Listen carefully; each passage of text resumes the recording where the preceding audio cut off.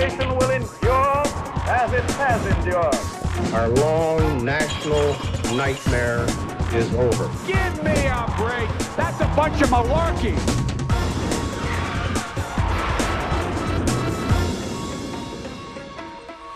Hello, welcome to Planet America. I'm John Barrett. And I'm Chad Ciadello. This week, as Joe Biden pushes for a deal on COVID relief, some school teachers fear they're being pushed back into the classroom too soon.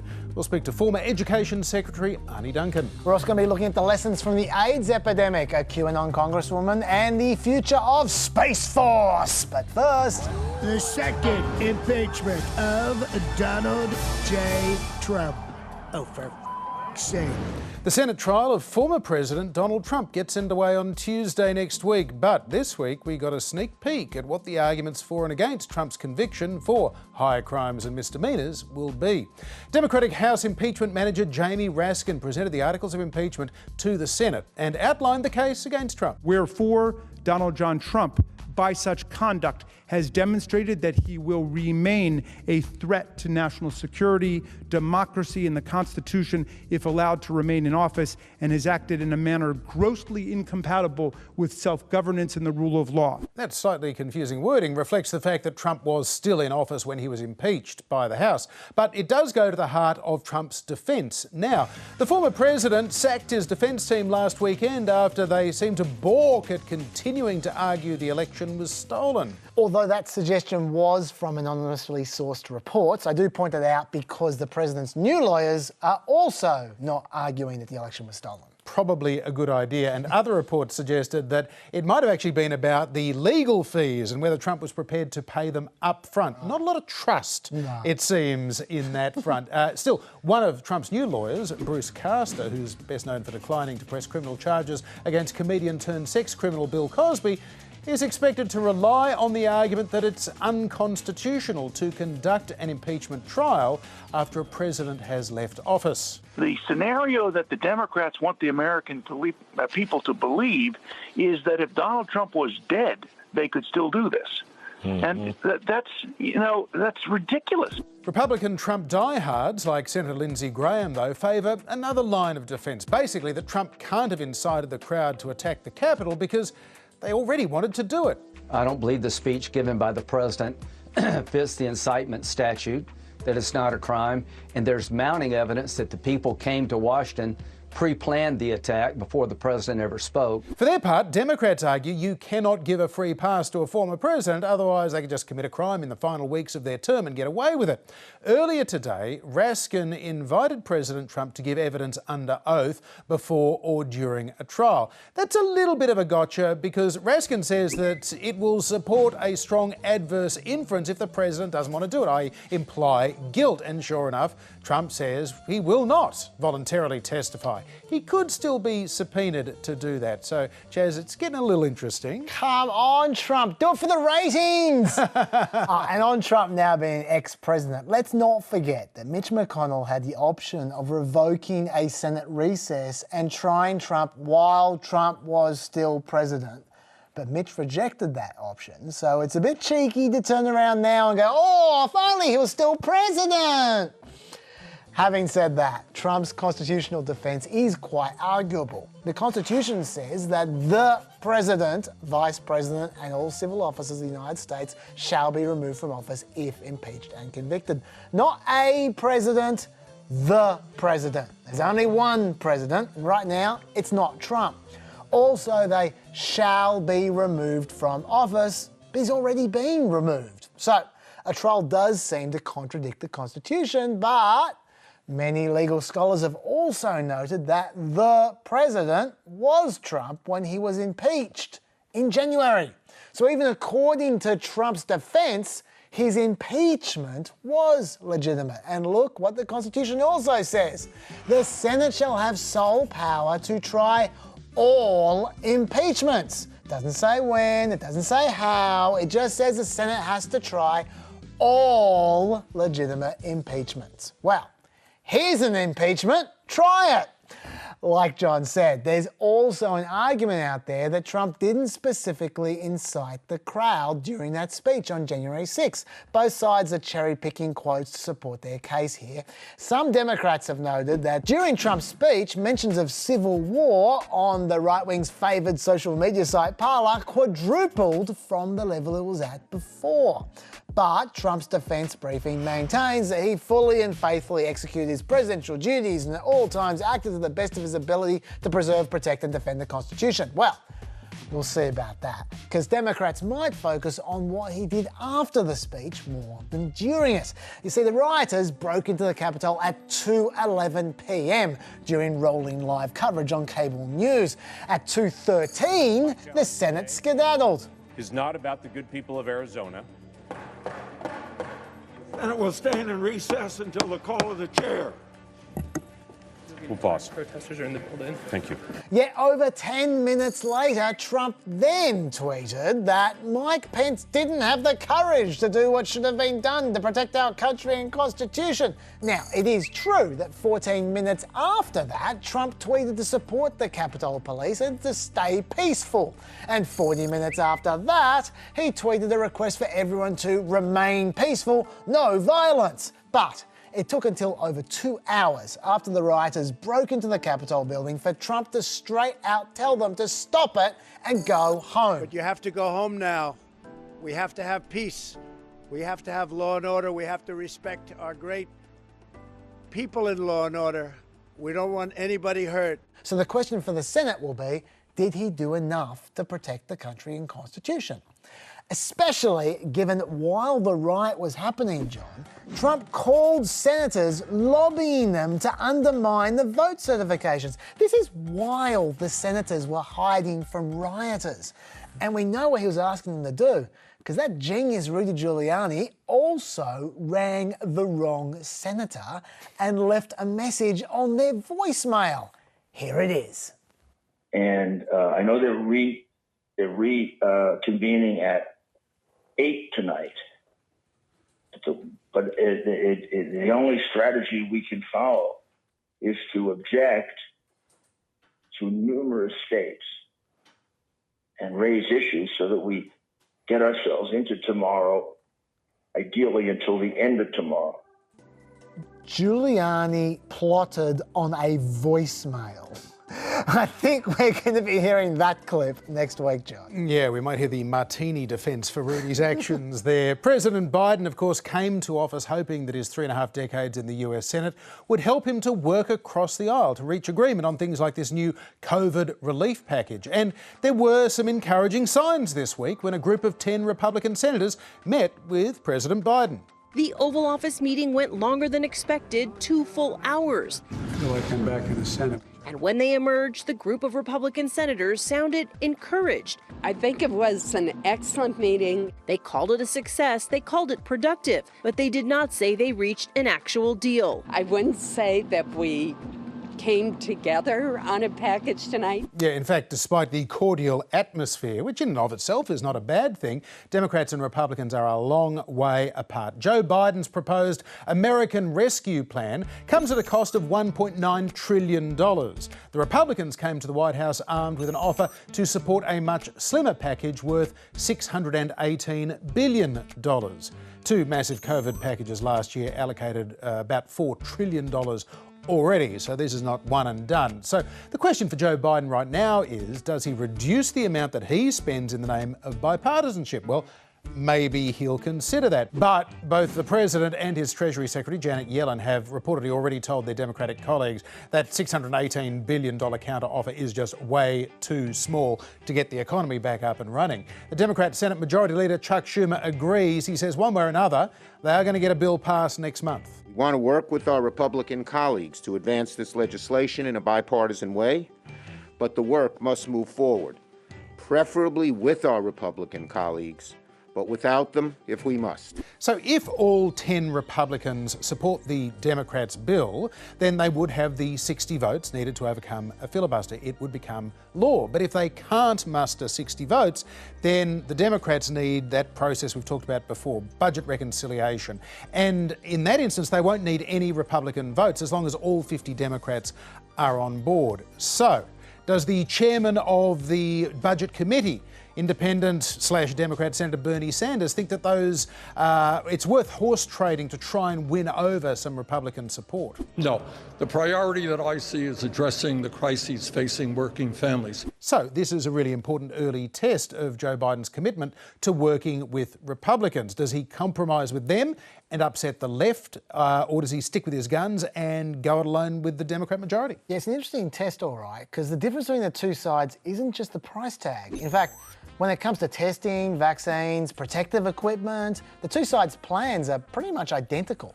But the Republicans are offering over $100 billion less for school reopenings, which is a massive issue for Biden right now. And the Republicans aren't offering any of Biden's mooted sick leave payments, child tax credits, or state government funding.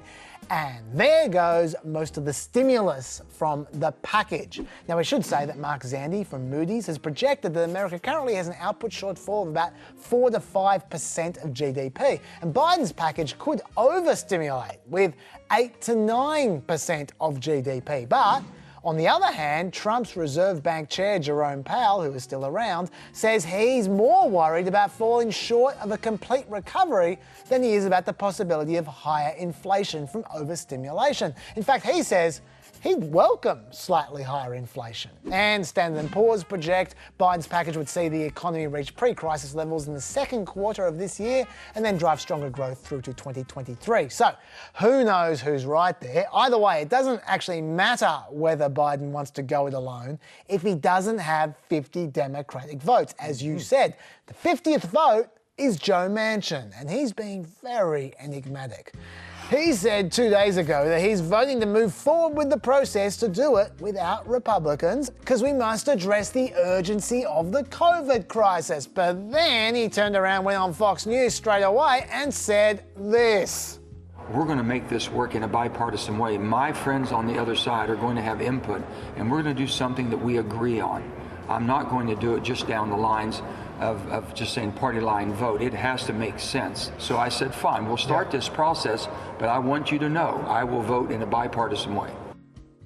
I have no idea what that means. How does one person vote in a bipartisan way? I don't know. Ask Manchin. Now, look, he usually comes around in the end, Joe Manchin, but he's going to make sure he extracts some serious airtime first, I suspect. Yeah, two things on this. First, the context, of course, is the 2009 Obama-era stimulus package, which, in a lot of retrospect, Democrats now say they should have spent more to boost the economy at that stage during the global financial crisis. But keep an eye on this, because we could see a bit of deafness from President Biden. Split off the things that we agree with the Republicans and Joe Manchin on. So we'll be bipartisan for that $600 billion worth. And then we'll do the reconciliation of the $1.2 trillion worth of other stuff that they don't agree on. And maybe he'll have his cake and eat it too. In other developments this week, President Biden set out his foreign policy goals in a major speech at the State Department earlier today, declaring, America is back. Biden and Vice President Kamala Harris met with the Secretary of State, Tony Blinken, and staff at the department, which was demoralised and diminished in recent years. President Biden pledged to return the US to a position of moral leadership in the world, end US offensive support for the Saudi war effort in Yemen, and boost America's refugee intake by over 100,000. Meanwhile, the former mayor of South Bend, Indiana, and one-time Democratic presidential hopeful Pete Buttigieg was confirmed as America's new transport secretary. Transport infrastructure, with a commitment to limiting climate change, is a $2 billion cornerstone of Biden's Build Back Better and Buy American economic recovery program. Secretary Buttigieg now has oversight of everything from aviation safety to highways and railways. He becomes the first openly gay cabinet secretary confirmed by the Senate, and at just 39 years old, he's also one of the youngest ever. Bobby Kennedy was 36 when he became Attorney General, with a little bit of help from his big brother. But quickly, everybody, a COVID update, and there is a fair bit of good news out there. The third wave is continuing to recede. The 7-day average for new cases is now well below 150,000 per day, which is the first time that's been the case since November. The average of daily deaths still hovering above 3,000 per day, but that is always the final indicator to move, and the numbers are starting to ease down. Better news on the vaccine front as well, with Novavax reporting an 89% effectiveness rate with their 2-shot vaccine. And Operation Warp Speed has already bought 100 million doses from them. That's a good vaccine as well, because unlike Pfizer and Moderna, the Novavax vaccine only needs to be stored in a fridge. Also, a fourth vaccine is ready to go. This time, Johnson & Johnson is reporting a 72% effectiveness rate, which doesn't sound too flash, but in the trial, it 100% stopped deaths. And that vaccine can also be stored in the fridge. But best of all, it's a one-shot vaccine, so you can distribute it twice as fast as the other ones. Operation Warp Speed bought 100 million doses of that one as well, with an option for 200 million more doses. For those doing the maths, that's 300 million doses, which covers every adult in America. Not that they'll be using all of those doses. Interestingly, Johnson & Johnson reckon they can produce 1 billion doses this year. And their vaccine is cheap, only $10 a pop. So this might end up being the world vaccination rather than the American one.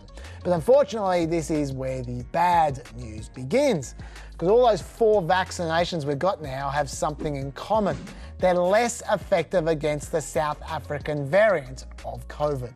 Now, the vaccines are still worth taking, but the variants will keep evolving, so the vaccines may become less effective over time. Even right now, the Brazilian variant is on the loose in the Brazilian city of Manaus, where about 76% of the population has been previously infected by COVID, and so they should be immune. But cases are now surging again with this new variant, which suggests the new variant can evade naturally occurring immunity. So that's a worry. And that Brazilian variant has been identified in Minnesota, which is more of a worry. And the South African variant has also been identified in South Carolina, which is another worry. So the world really can't stomp COVID out quick enough, because the longer it lasts, the more variants there's going to be. Yeah, true enough. Well, one of the many difficult issues that the US is grappling with at the moment is when to send children back to school for in-person learning. In many cities, public schools have taken a gradual approach, starting in late January with virtual lessons with a phased return of students year by year, class by class, with different requirements for COVID testing. Now, President Biden has made it a goal of his first 100 days to get all students back into class. But in places like Chicago, the teachers are not having a bar of it, refusing an order from the mayor, Lori Lightfoot, to return to in-person classes this week. And now they're threatening they're going to go out and strike. Well, joining us from Chicago is the former United States Secretary of Education, Arne Duncan. He's also the former CEO of Chicago Public Schools. Secretary Duncan, welcome back to Planet America. Thanks so much for having me. I miss your country. Well, I guess you can always make a comeback. But look, you know all too well of the risks of COVID. You and your family suffered through it last year yourselves. Do you share the concerns of Chicago teachers that it's maybe just too soon to be going back to classrooms? Well, it's obviously a very, very complex and complicated situation. We have 100,000 schools. We have 15,000 school districts. That's going to vary school by school. What the CDC has said very clearly last year, that if, and it's a big if, when the proper precautions are taken, it basically has proven to be safe to go back to in-person learning. But we have to make sure, children feel good, parents feel good, teachers feel good. We have to find that common ground, that sweet spot. But it's actually been very encouraging to me to understand that when things are done the right way with all the precautions, you can do it safely. And obviously not just the academic benefits, but the social and emotional benefits to being back in school and in a physical building and around your friends is so critically important for our children across the country.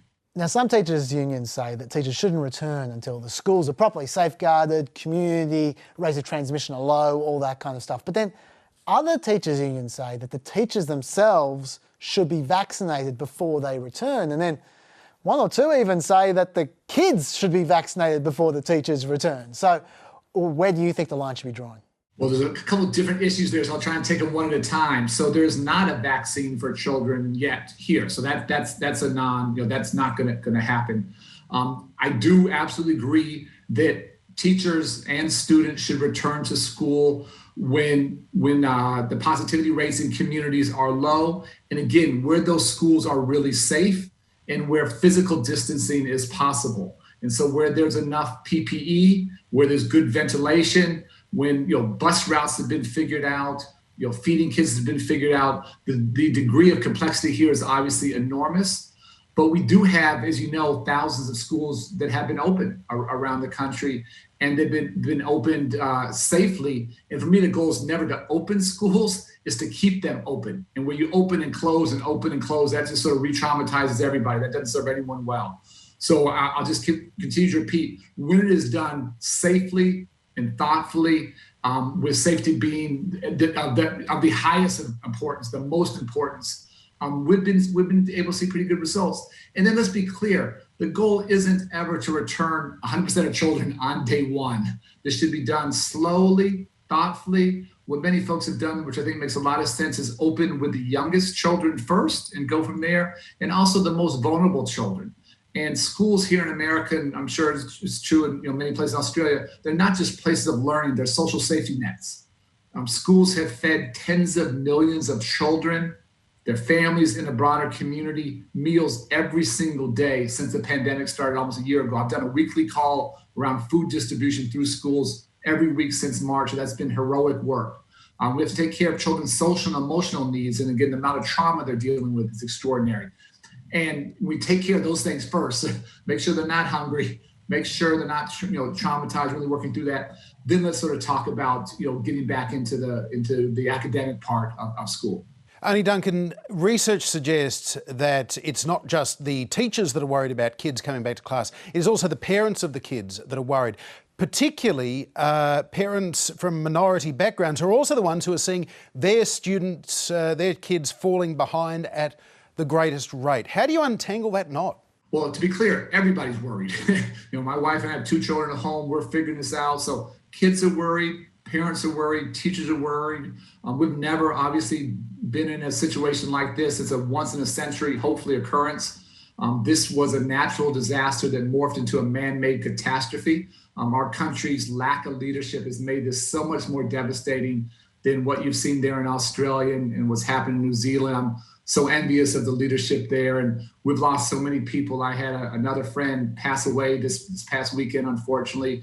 Had a call yesterday from another good friend who just got sick. So this is very, very personal. And so everybody's concerned, and everybody wants, so everyone, what do we all have in common? Everybody's concerned, and everybody understands that in-person learning is a lot better than what you and I are doing now, Zooming. It's just a question of how we get there together, how we balance all these things and make sure that our children are safe, our teachers are safe, our bus drivers are safe, our custodians are safe, our lunchroom attendants are safe.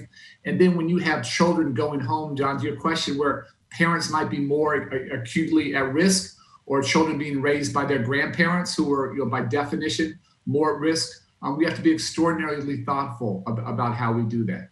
Secretary Duncan, do you worry that this whole COVID year might have permanent effects on an entire generation of children? Well, I have a lot of worries. And let me just maybe sort of walk through some of those. I mentioned I really worry about the amount of trauma. We had so many kids and families that were struggling pre-pandemic, but maybe we're living sort of okay paycheck to paycheck, and those paychecks disappeared, and we've had families that have just been totally upended. You may have seen just a heartbreaking story recently where the schools in Las Vegas basically opened early recently, and probably earlier than they wanted to, honestly, because student suicides were so high, because the mental health was so tough. They felt just a need from that standpoint to get schools open. So that's a huge concern. I worry about, we have tens of millions of kids who have fallen behind academically during this year. I'm pushing hard for what I'm calling a national tutoring initiative. Our school year is September through June. For me, we're in a 7-month race, basically from February to September, to help kids catch up as much as they can, and be that physically, virtually, or hybrid, whatever it might be. We need to try and do that.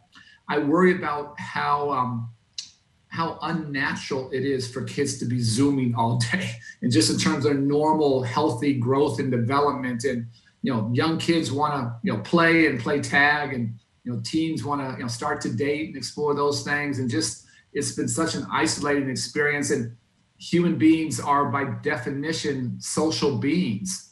And we as adults, because we failed to make good decisions, because we had horrific leadership, we've robbed our kids of those things. And the final thing I worry about, and this has not received enough attention, is there's not a real hard number, but somewhere between 2 and 3 million children here have not been back to school since last March, for basically a year. They have fallen off the radar.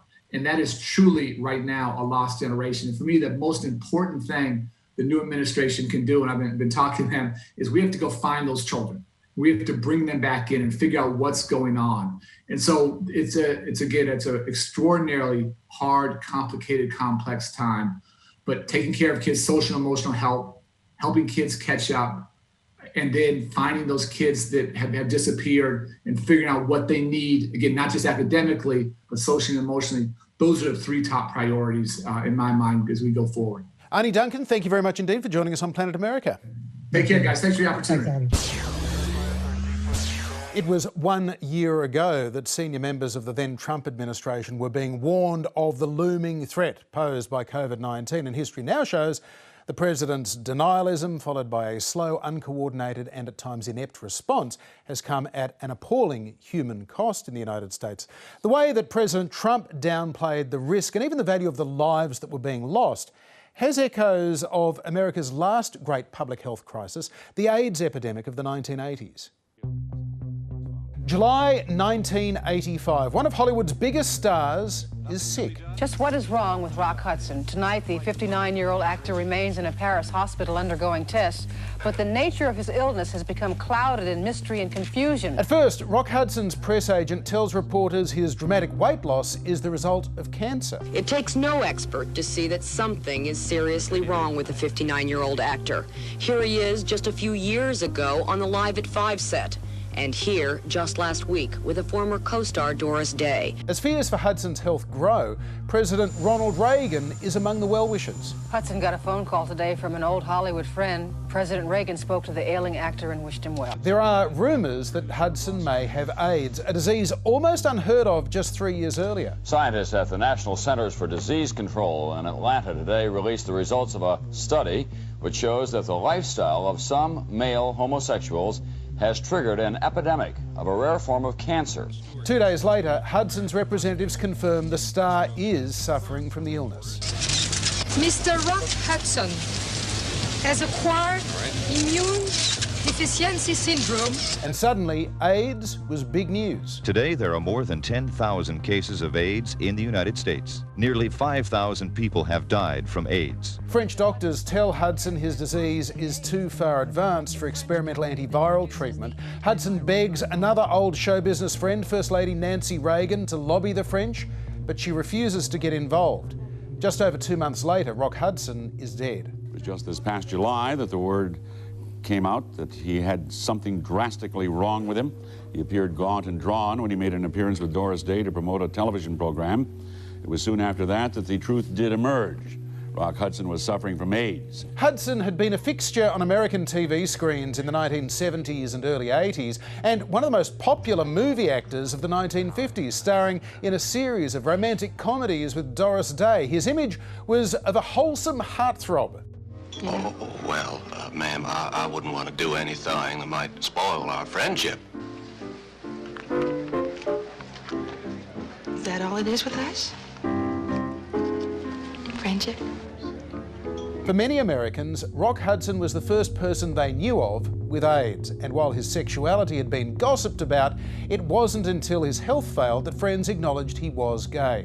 After his death, many of them rallied around the cause of AIDS research and awareness. Accurate information is currently the only weapon we have to stem the tide of this growing epidemic. And at the time, health experts expressed confidence a cure would be found. Dr. Anthony Fauci is hopeful that the answer to this dreaded disease may be in sight.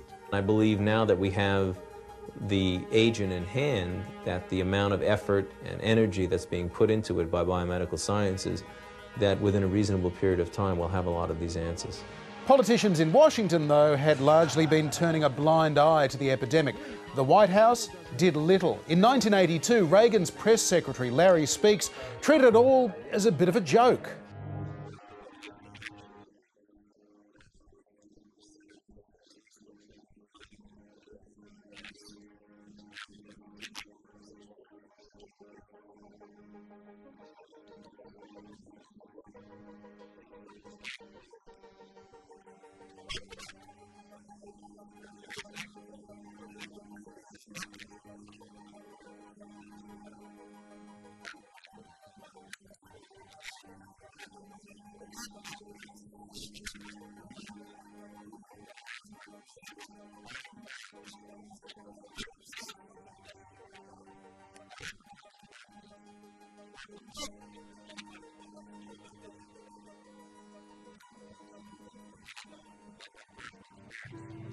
It wasn't until 2 months after Rock Hudson's illness was revealed that President Reagan first said the word AIDS in public, calling it a top priority.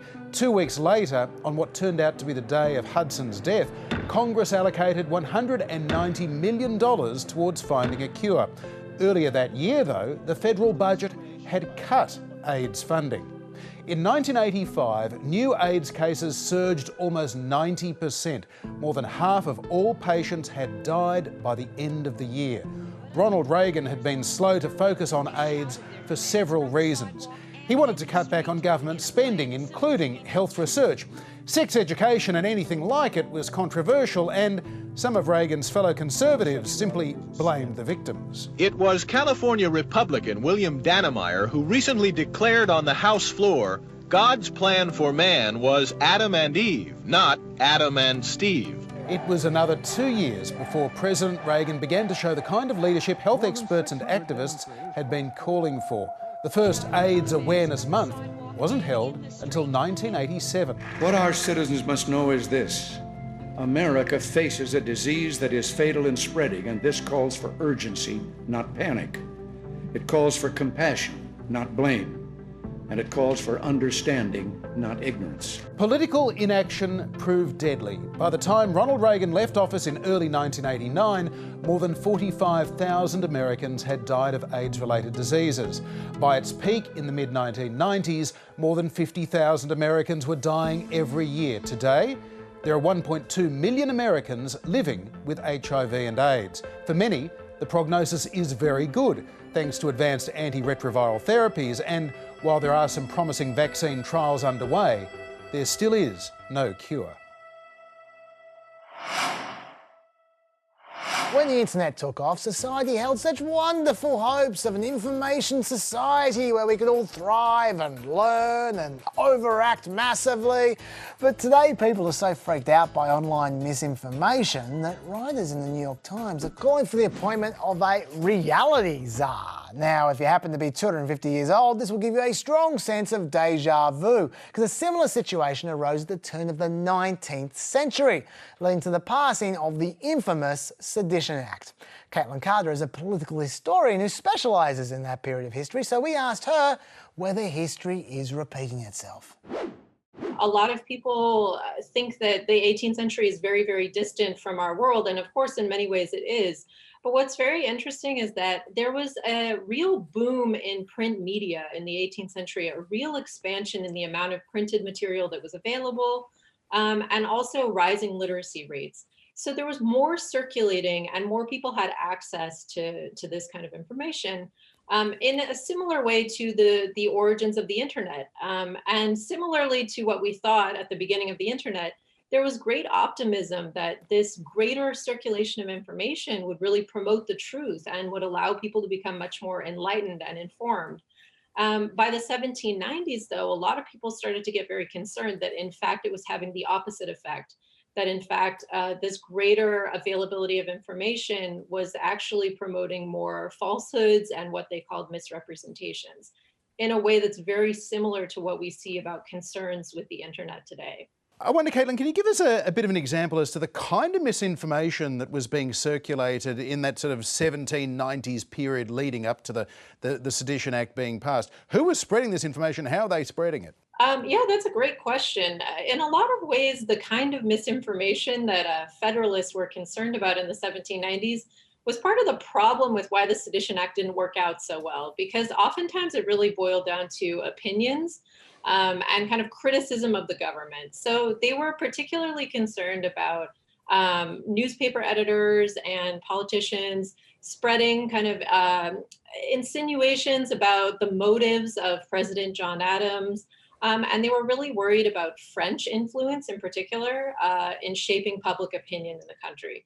So sometimes it was factual misinformation, but a lot of times it was more concerns about things that we might call opinions. So in 1790, was France the Russia of the time? I've thought about that a lot myself. As a historian of the 18th century, I'm a little reluctant to draw immediate parallels like that. But I think there is a case to be made that's very interesting to say that at the time, Americans were really concerned about foreign influence in domestic politics. And that concern was mainly directed at France in a way that over the last 4 or 5 years, we've similarly seen that concern directed a lot at Russia. There were obviously matters of opinion, but there are also sort of allegations that John Adams was a hermaphrodite. That was a big part of the 1800 election. Demonstrably, provably wrong, I suppose, if you wanted to consult a physician. So how did they address in law the fact that you can prove some things, but maybe not others? Yeah, that's a great point. And a lot of the cases that ended up being prosecuted under the Sedition Act, came down to questions like that. So, for example, there was a congressman who was prosecuted in part based on a letter that he wrote in which he said that President Adams had an unbounded thirst for ridiculous pomp, for example. And so he tried to argue in court that you really couldn't prove that as factually true or false, and that really that came down to a matter of judgment. Of course, something like you're suggesting, President Adams being a hermaphrodite, I suppose, yes, you could eventually prove that as true or false.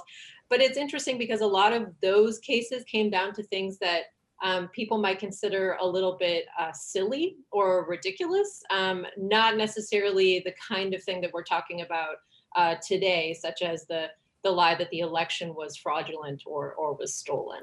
So the scale is different in that way. So what exactly did the Sedition Act say, and how did it most go wrong, in your opinion? So the Sedition Act technically prohibited any false, scandalous, or malicious statements printed or spoken against the government, specifically the president or the Congress of the United States. And it was actually innovative for its time in establishing truth as a standard for defense in a seditious libel case. Before that, British common law sort of held that something could still be a seditious libel, even if it was true. So this, in that sense, was a change. Where it went wrong, I think, is basically assuming that you could have an arbiter and that arbiter could be the government to determine whether things were true or false. So like I said earlier, once we look at these prosecutions, we can see that that was a very slippery slope because a lot of these things came down to gray area or really matters of opinion rather than factual information. So if the Sedition Act didn't fix things, how did they solve the misinformation problem in the 19th century? Unfortunately, I think, they did not really solve it. And, we still haven't solved it today. We're still battling with a lot of these same questions. What happened is essentially that the Sedition Act just was allowed to lapse after the election of 1800, which brought Thomas Jefferson into the presidency. Of course, he was the head of the opposition party, the Democratic Republicans, who were very much against the Sedition Act. So they essentially returned to a marketplace of ideas, ideology and strategy where it was left very unregulated and sort of unsolved. Caitlin, you seem to have touched on a couple of different ideas. One that with the democratisation of literacy, easier access to printed material, more people who were possibly less critical were engaging with that information. but also that there was a kind of a willingness to believe the ridiculous, which also seems to have parallels today with some of the way out conspiracy theories, Comet Pizza and everything else. What does that tell us about how we are active participants in kind of almost misleading ourselves? Absolutely. And I think that we even see in the 18th century similar concerns about what today we might call media echo chambers, where there were a lot of concerns that Federalists in particular had that people were selecting their media based on political bent, and they were getting all their information from sort of one side, for lack of a better way of putting that, in a way that we similarly share those concerns today. And I think that it really speaks to the challenge of political polarization in particular. The 1790s in the United States was a period of intense polarization, much like today is a period of very intense polarization in the US. And I think, it should make us think about the ways in which those kinds of periods of polarization lead to these kind of information silos and people choosing certain information streams that reinforce their views. Caitlin Carter, great to talk to you. Thank you very much for being with us. Thank you so much. Yes, it's that time of the week for a Fireside Chat. And this week, Chaz, it is a tale of two Congresswomen. One, the third-ranked Republican woman in the House of Representatives, Liz Cheney. The other, newly elected Georgia Representative Marjorie TaylorGreen. Both incurred the ire of some fellow Republicans, Liz Cheney for being the most senior Republican to vote for the second impeachment of Donald Trump last month, Marjorie TaylorGreen for advocating a long line of crazy conspiracy theories like the 2017 Las Vegas mass shooting that killed 58 people was staged to advance gun control legislation. She's supported the QAnon conspiracy that claims Democrats are involved in child sex trafficking, Satan worship and cannibalism. She liked Facebook posts suggesting shooting Democratic House Speaker Nancy Pelosi in the head. And in response to a post raising the prospect of hanging former President Barack Obama, Green responded that the stage is being set, Chaz. And I gotta say, the standard QAnon gibberish is like a PhD thesis compared to some of Green's theories. For instance, she's implied a belief in frazzle drip. What's that? I'll tell you, it's a made-up video that supposedly shows Hillary Clinton and her aide, Huma Abedin, sexually assaulting a girl, then slicing off her face and wearing it as a mask before drinking her blood. I missed that story entirely. This is huge. Yeah, a little bit fake news, I think, maybe. Then there was her theory that California's massive recent wildfire was started by space lasers that were put there by Rothschild Investment Bank. Also, John, huge. She also thought Ruth Bader Ginsburg died years ago, and this woman here was actually her body double. And most interestingly, 2 years ago, she called for supporters to flood the Capitol building in a protest against tyrannical leaders. She said they could do it peacefully. I hope we don't have to do it the other way, she said. I hope not, but we should feel like we will if we have to. So forgive me for being a little bit sceptical about her insistence that she was horrified by the Capitol riot. Yes, well, despite all of that silliness being known before Green was elected last year, Republican Senate Leader Mitch McConnell this week condemned what he called Green's loony lies and conspiracy theories, which he likened to a cancer on the Republican Party. To which Green responded, the real cancer for the Republican Party is weak Republicans who only know how to lose gracefully. The old faithful defence, John. I'm just a fighter. Maybe so, but this week she fought by deleting 19 old tweets in 12 hours. And I do not believe that Mitch McConnell had to do that. No, although she did refer to him as an old turtle in the Senate. Democrats, meanwhile, called on Republicans to strip Green of her assigned House committee positions, suggesting, for an example, that somebody who claims that the school shooting at Sandy Hook and elsewhere were faked probably should not be on the Education Committee. Well, yesterday, House Republicans balked at kicking Green off those committees. In fact, they literally gave her a standing ovation at the end of the meeting, prompting Democrats to then call for a full floor vote today. But also setting up a precedent that some are a little bit concerned about, Chaz, where the majority party, the Democrats, are policing the minority party at the moment, the Republicans. What it did do, though, is it forced Republicans into publicly supporting or disavowing Marjorie TaylorGreen, who, by the way, suddenly says, oh, no, I don't believe in QAnon anymore. A lot of Americans don't trust our government, and that's sad. The problem with that is, though, is I was allowed to believe things that weren't true, and I would ask questions about them and talk about them.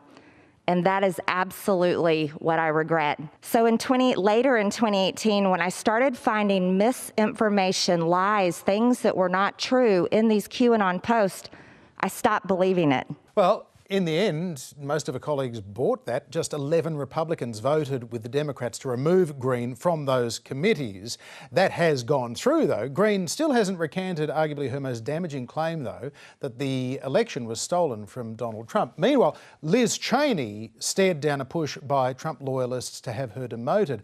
A secret ballot there may have been the key. She won easily. 145 votes against the resolution calling for her to step down, just 61 in favour of it. So bottom line, one win and one loss for the pro-Trump forces this week, although I guess the other way to look at it is 61 voted to get rid of Liz Cheney, just 11 voted to get rid of Marjorie TaylorGreen. Either way, this is just one of the early salvos in what is likely to be a long-running battle for the control of the grand old party. And I think you're right about the difference between a secret vote and a non-secret vote. I think that's the key.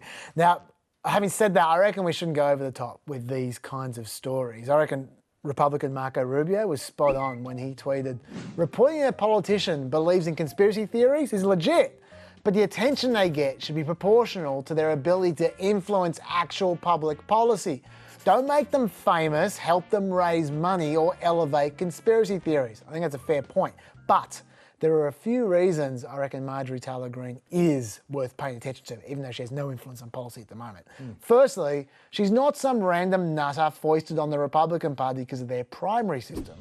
She was originally going to run in the district in which she lived, near Atlanta, where she would have been a long shot and was written off. But then she was actively headhunted by senior members of the Freedom Caucus, like Mark Meadows, Jim Jordan, and Andy Biggs. They recruited her because of her social media presence. And secondly, despite today's vote, the Democrats are very intentionally promoting her and making her a star. If you want Republicans to denounce her, Democrats shouldn't be delivering ultimatums directly before the Republicans vote, saying that if they don't strip her of committee assignments within 72 hours, the Democrats will.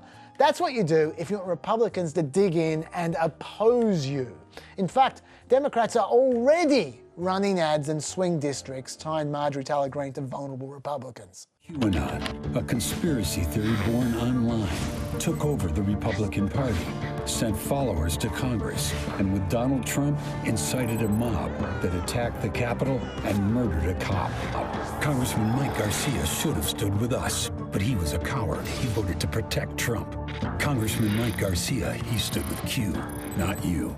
So, despite all the tut-tutting, Marjorie TaylorGreen, she's quite fine for both parties. Yep. But there are a very small number of people in Congress who are not playing games, and they are taking a difficult stand and trying to publicly inoculate their own party from cranks. People like Republican Adam Kinzinger. But this is what they face. You know, when we originally booked you, you weren't going to be alone in this segment. You were going to be joined by a couple of other folks who also voted to impeach on the Republican side of the aisle. Explain how hard this is. Look, it's really difficult. I mean, all of a sudden imagine everybody that supported you, or so it seems that way, your friends, your family, has turned against you. They think you're selling out. I mean, I've gotten a certified letter twice from the same people disowning me and claiming I'm possessed by the devil. See, all the incentives are misaligned, and that's probably why we're going to get more Marjorie TaylorGreens. Yeah, it's interesting. She's one of these figures who clearly excites the Trump base of the Republican Party. And right now, Trump still is where all the juice is on the conservative side of politics. And we have Republicans saying, well, we want her popularity, but we don't necessarily want to be defined by her. Democrats, on the other hand, are saying, oh, we're going to define you by her. You better believe we will. But of course, Republicans then can go, oh, well, look at Representative Ilhan Omar's anti-Semitic comments in the past. We're going to make you all look like her. We're going to make you all look like Alexandria Ocasio-Cortez. You're all for the Green Deal. Both sides are doing this, aren't they? They're just picking the most extreme versions. And the House has always been full of, you know, some wingnuts. The most depressing part about it for me is I don't think her not being on committees matters to her at all. No. She doesn't legislate. No. Like, she's been there for a month. The only thing she's done is on day one of the Biden administration, she filed a motion for impeachment of Joe Biden. Yeah. That is all she has done. She's just a stone thrower. She doesn't care about legislating or policy or whatever. So actually, it works out fine for her. She gets more publicity. She gets on Fox News non-stop. She gets to tweet about how much she fights. And she doesn't have to go to boring meetings anymore. So it's a win for her as well. It's very dysfunctional. Speaking, Chaz, of space lasers... That's a bunch of malarkey. Now, it could be that the honeymoon is over for the new White House press secretary, who made a bit of a gaffe this week. Press Secretary Jen Psaki seemed to chuckle when asked about the Space Force. He asked whether the president has made a decision on keeping the scope of Space Force. Wow, Space Force. Cue outrage from Republicans keen to defend what is now the sixth branch of the United States Armed Forces set up by President Trump in 2019. There was some derision at the time, of course. I think we derided it at the time as well. But it did have bipartisan support, at least for funding it in Congress. Images of space cadets and stormtroopers and Trump aside, Space Force did take over the very important and real work of defending American satellites. This is a critical piece of infrastructure defence that the Air Force used to do. Yeah, it's real stuff the Air Force did beforehand. Yeah, but they've said this is going to be such a growth area in the future.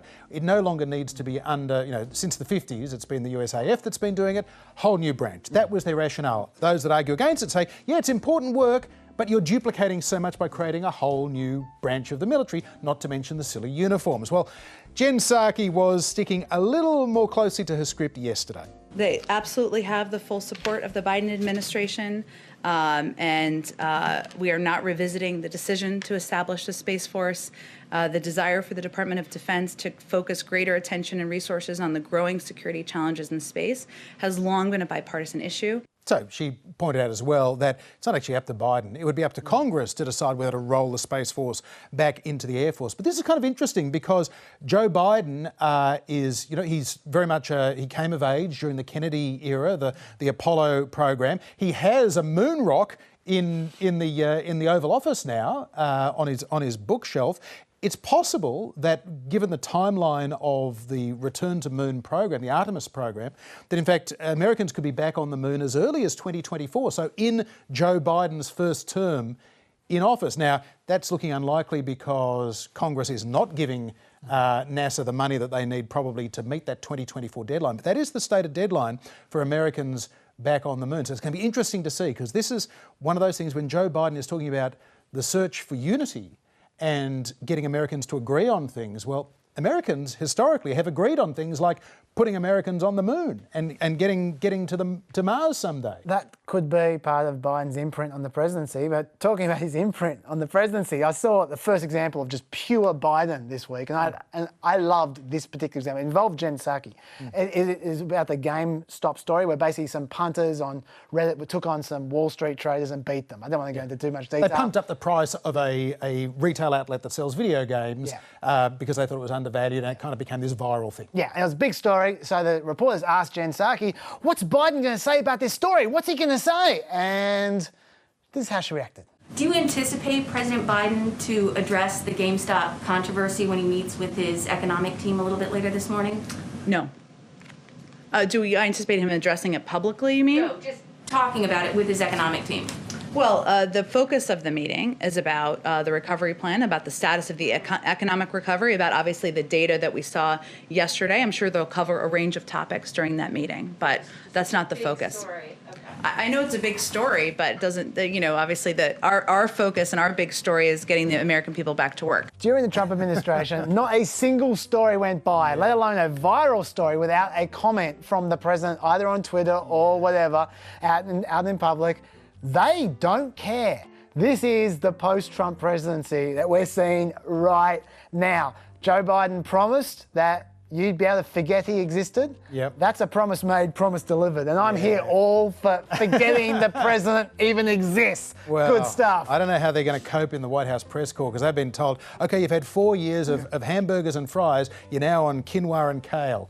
I reckon they're going to be going looking for dumb stuff. They're going to go looking for gaffes and all the usual thing, because if there isn't kind of a sideshow there, they have to sort of invent it. Unless they just want to revert to, I don't know, journalism? I don't know.